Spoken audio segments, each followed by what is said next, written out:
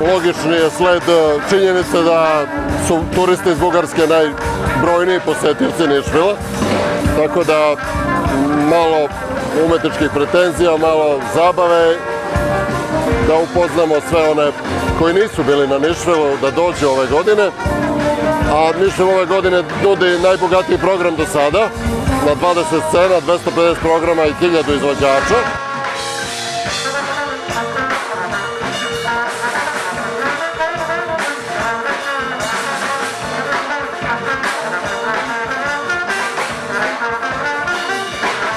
And I will be playing in Nišvil at the barbecue party on August 11th this year.